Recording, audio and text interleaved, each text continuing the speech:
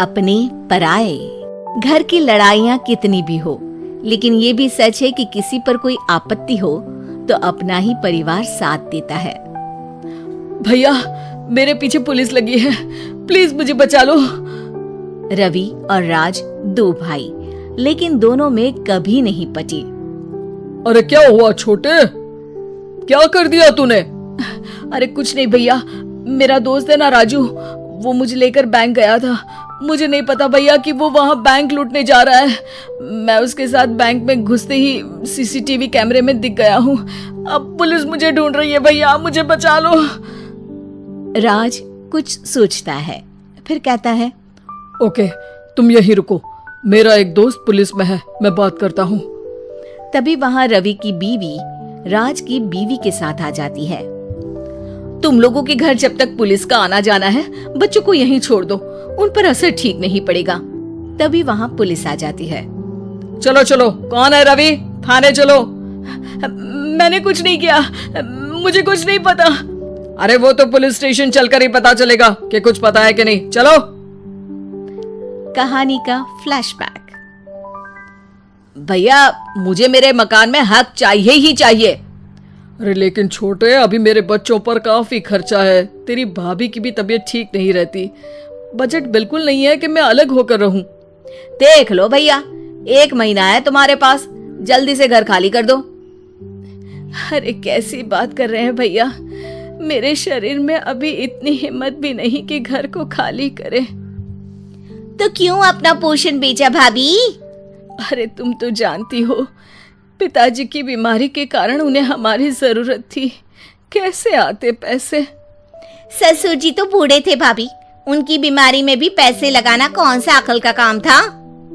तो क्या पिताजी को मैं मरने के लिए छोड़ देता?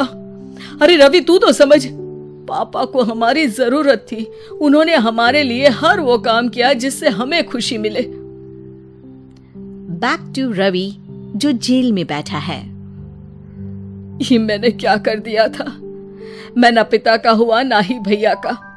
मेरे साथ जो हो रहा है ठीक ही हो रहा है। तभी वहां पुलिस वाला आता है। रवि, तुमसे कोई मिलने आया है।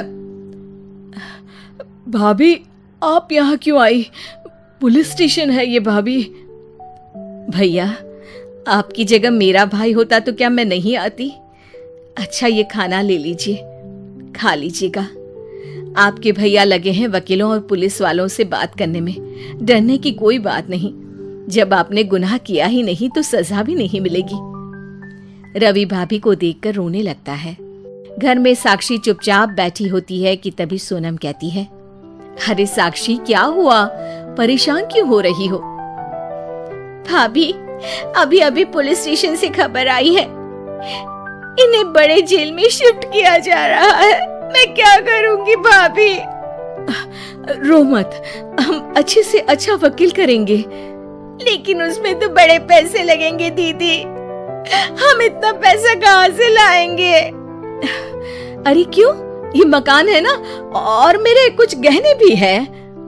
साक्षी की आंखों में पानी आ जाता है। पर दीदी, ये तो आप और भैया की मेहनत की कमाई है। पापा के बाद भी तो हम लोगों का सब खत्म हो गया था। पापा को तो बचा नहीं पाए, लेकिन भैया को जरूर बचा लेंगे, और भगवान चाहेंगे ना तो दोनों भाई मिलकर इससे भी बड़ा मकान खड़ा कर लेंगे। साक्षी। थोड़ी देर में राज वहां आता है। सोनम सही कह रही है साक्षी, पैसों की कमी के कारण किसी भी बेगुनाह को सजा नहीं मिलती। राज एक अच्छा सा वकील करता है। सोनम और साक्षी बचाए पैसे और अपने गहनों को बेचकर रवि का केस लड़ते हैं और जल्द ही रवि जेल से बाहर आ जाता है।